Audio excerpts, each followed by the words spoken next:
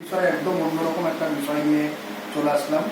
তো একটা বিষয় যেটা আপনাদের সঙ্গে শেয়ার করব, যে আমার মতে পৃথিবীতে বড়লোক যদি বলা হয়, তো বড়লোক আমার মতে বাংলা বর্ণ ধরলে আমার মতে ক, খ, গ আর ক, এই তিনটে বর্ণ দিয়েই আমরা বড়লোক আমার হিসাবে আমি বিচার করছি।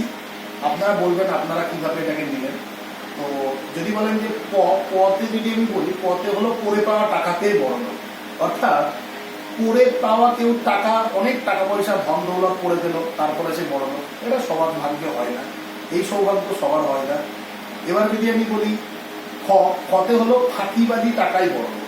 এটা বন্ধু খুব শর্টকাট প্রসেস, অর্থাৎ অন্যের কোনো ব্যবসা বা অন্যের কোনো ধন সম্পদ তাকে ফাঁকি দিয়ে অন্যের সম্পত্তি নিজের নামে লিখে নিয়ে এই পদ্ধতিতে বড় লোক অনেকেই হচ্ছে। ঠিক আছে, এটা এটা এটা আছে, এটা একটা খুব বড় এখন বর্তমান সময়ে এটা একটা খুব ভালো একটা অপরচুনিটি।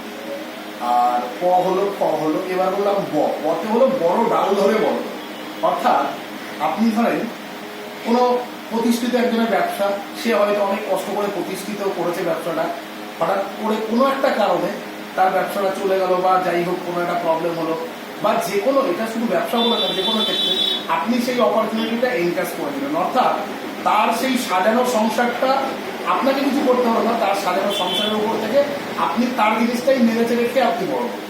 তো এটাও সবার ভাগ্যে যে হবে এটা নয়। এবার লাস্ট করে থাকলো ক, যেটা আমি প্রথমেই বলার দরকার ছিল, বাট ক কেন লাস্টে বললাম, কটা খুব টাফ বন্ধু। কয়ে হলো কষ্ট করে বড় লোক। হ্যাঁ বন্ধু, কষ্ট করে বড় লোক। এই কষ্ট করে যদি বড় লোক হওয়ার পার্সেন্টেজ আপনি দেখেন, এটা একেবারে কম বলবো না, আবার প্রচুর বেশিও বলবো না, তবে এই প্রসেসে যারা বড় লোক তারা কিন্তু অনেক ধন সম্পত্তি করলেও, দুটো বাড়ি বানালেও বাড়িতে থাকতে পারবে, রাতে তাদের ঘুম আসবে, তারা নিশ্চিন্তে তাদের জীবনটাকে কন্টিনিউ করে দিয়ে যেতে পারবে। বাট আগের যে তিনটে পদ্ধতি বললাম, এই পদ্ধতিতে কিন্তু ঘুম থাকবে না, বাড়ি 10টা থাকতে পারে, তার জীবন সংশয় থাকবে, ভাববে এই বুঝি আমার জীবনটা গেল, আজ এখানে যাও কাল ওখানে যাও। তো যাই হোক বন্ধু, আমার মতে যেটা মনে হয় আমি সেটা জানালাম, আপনারা বলবেন যে আমি কতটা ঠিক বললাম। তো ওকে বন্ধু।